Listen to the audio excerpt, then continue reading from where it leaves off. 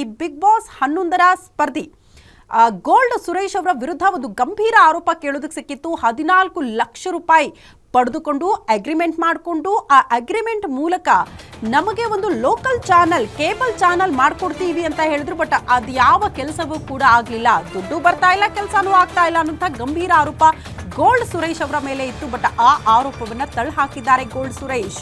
ಇದು 2017ರಲ್ಲಿ ನಡೆದಿರುವಂತಹ ಘಟನೆ.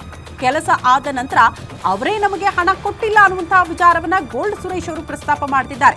ನಂತರ ಅವರ ವರ್ತನೆ ನನಗೆ ಇಷ್ಟ ಆಗ್ಲಿಲ್ಲ ಅನ್ನೋದನ್ನ ಕೂಡ ಹೇಳ್ತಾರೆ. ನಾನು ನನ್ನ ಪಾಡಿಗೆ ಬಿಸ್ನೆಸ್ ಮಾಡಿಕೊಂಡು ಇದ್ದೀನಿ ಅನ್ನುವಂತಹ ವಿಚಾರವನ್ನ ಗೋಲ್ಡ್ ಸುರೇಶ್ ಪ್ರಸ್ತಾಪ ಮಾಡಿದ್ದಾರೆ. ಈಗ 8 ವರ್ಷದ ನಂತರ ಈಗ ಆರೋಪ ಮಾಡ್ತಿದ್ದಾರೆ. ಅಗ್ರಿಮೆಂಟ್ ಪ್ರಕಾರ 3 ವರ್ಷಗಳ ಒಳಗಡೆ ಕೇಸ್ ಹಾಕಬಹುದಾಗಿತ್ತು, ಬಟ್ ಆಗ ಹಾಕ್ಲಿಲ್ಲ. ಆದ್ರೆ ಈ ರೀತಿ ಮಾಡದೆ ಕಾಲ್ ಮಾಡಿ 6 ಲಕ್ಷ ಕೊಡು ಅಂತ ಹೇಳಿದ್ರು. ನಾನು ಕೊಡಲ್ಲ ಅಂತ ಹೇಳಿದೆ. ಹಣ ಕೊಟ್ಟಿಲ್ಲ ಅಂದ್ರೆ ಚಾನಲ್ ಹಾಕಿಸುವ ಬೆದರಿಕೆಯನ್ನ ಕೂಡ ಹಾಕಿದ್ರಂತೆ. ಚಾನಲ್ಗಳಿಗೆ ಕೊಟ್ಬಿಡ್ತೀನಿ ಸುದ್ದಿನ ಅಂತ. ಸ್ನೇಹಿತನ ಮೂಲಕ ಒಂದಷ್ಟು ಹಣದ ಸಹಾಯವನ್ನ ಕೂಡ ಮಾಡಿದ್ದೆ, ಅದು ಬಿಟ್ರೆ ಯಾವ ಹಣದ ವ್ಯವಹಾರ ಕೂಡ ನಡೆದಿಲ್ಲ ಅಂತ ಗೋಲ್ಡ್ ಸುರೇಶ್ ತಮ್ಮ ಮೇಲೆ ಬಂದಿರುವಂತಹ ಆರೋಪವನ್ನ ತಳ್ಳಿ ಹಾಕಿದ್ದಾರೆ.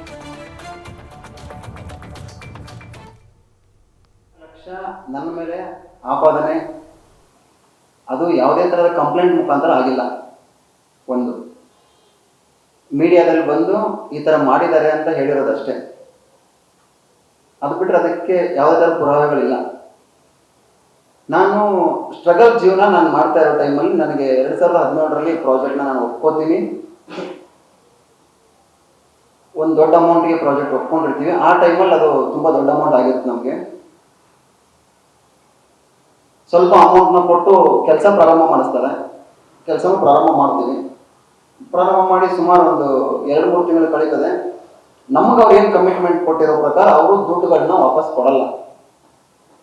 ದುಡ್ಡು ಕೊಡೋದು ತಡವಾದಾಗ ನಾನು ಅವ್ರಿಗೆ ಹೇಳ್ತೀನಿ, ಕಡಾಖಂಡಿತವಾಗಿ ಹೇಳ್ತೀನಿ, ನನ್ನ ಕಡೆಯಿಂದ ಮಾಡೋಕ್ಕಾಗಲ್ಲ ಕೆಲಸನ. ನಮ್ದೇನಿದೆ ದುಡ್ಡು ನೀವು ಕೊಟ್ಟರೆ ಮಾತ್ರ ಮುಂದೆ ಕೆಲಸ ಮುಂದುವರಿಯುತ್ತೆ, ಇಲ್ಲ ಮುಂದುವರಿಯಲ್ಲ ಅಂತ ಹೇಳ್ತೀನಿ. ಯಾಕಂದ್ರೆ ಈ ಥರ ಸುಮಾರು ಪೆಟ್ಟುಗಳು, ಏಟುಗಳನ್ನ ನಾನು ಮೊದಲು ತಿಂದಿದ್ದೆ.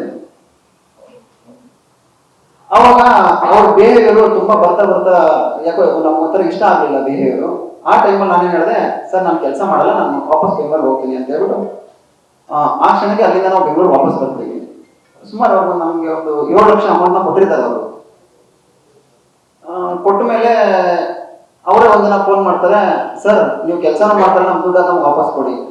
ಹೌದು, ನಿಜ ಅಲ್ವಾ, ಕೊಡ್ಬೇಕು ನಾನು ದುಡ್ಡು ವಾಪಸ್. ಅವರು ನಾನೇನು ಕೆಲಸ ಮಾಡಿರ್ತೀನಿ, ನಾವೇನು ಅಲ್ಲಿ ಮಟೀರಿಯಲ್ನ ಸಪ್ಲೈ ಮಾಡಿರ್ತೀವಿ, ಅದಕ್ಕೆ ಎಷ್ಟು ಹಣ ತಗುಲುತ್ತೆ ಅಂತ ಅಷ್ಟು ಹಣವನ್ನು ನಾನು ತೆಗೆದುಕೊಂಡು ಇನ್ನುಳಿದ ಹಣ ಎಲ್ಲವನ್ನು ಅವ್ರಿಗೆ ವಾಪಸ್ ಹಿಂದಿರುಗಿಸ್ಕೊಟ್ಟಿದ್ದೀನಿ ನಾನು ಆಲ್ರೆಡಿ. ಇದು ನಡೆದದ್ದು 2017-18ರಲ್ಲಿ. 22 ಮೇ 2017ಗೆ ಅಗ್ರಿಮೆಂಟ್ ಆಗುತ್ತೆ. ಆ ಅಗ್ರಿಮೆಂಟು ಎಂಡ್ ಬಂದು 22 ಮೇ 2018ರಲ್ಲಿ ಎಂಡ್ ಆಗುತ್ತೆ. ನನಗೆ ಅವ್ರಿಗೂ ಡಿಸ್ಟ್ರಿಬ್ಯೂಟ್ ಆಗಿ ಅಂದ್ರೆ ಈ ತರ ಒಂದು ಕ್ಲಾಸಸ್ ಸ್ಟಾರ್ಟ್ ಆಗಿದೆ 2017 ಡಿಸೆಂಬರ್ ಮುಗಿದೋಗಿದೆ. ಎಲ್ಲ ಅವರ ಮಾತುಕತೆ ಆಗಿ ಎಲ್ಲ ಮುಗಿದೋಗಿದೆ. 4 ಲಕ್ಷ ನನ್ನ ಮೇಲೆ ಆಪಾದನೆ, ಅದು ಯಾವುದೇ ತರಹದ ಕಂಪ್ಲೇಂಟ್ ಮುಖಾಂತರ ಆಗಿಲ್ಲ. ಒಂದು ಮೀಡಿಯಾದಲ್ಲಿ ಬಂದು ಈ ತರ ಮಾಡಿದ್ದಾರೆ ಅಂತ ಹೇಳಿರೋದಷ್ಟೇ. ಅದು ಬಿಟ್ಟರೆ ಅದಕ್ಕೆ ಯಾವುದೇ ತರ ಪುರಾವೆಗಳಿಲ್ಲ.